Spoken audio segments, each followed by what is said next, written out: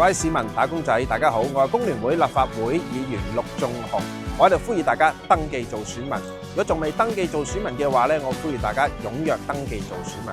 今年12月7號咧就係立法會嘅投票選舉日啦，好希望大家市民能夠積極參與投票。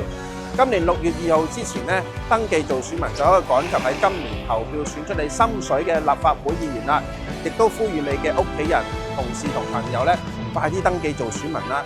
或者大家搬咗屋咧，亦都請大家喺6月2號之前咧通知選舉事務處。為咗方便大家，可以嚟我哋工聯會嘅選民登記街站登記就得啦。為自己、為社區、為香港嘅未來，選出做實事嘅好議員。再次懇請大家登記做選民，多謝大家。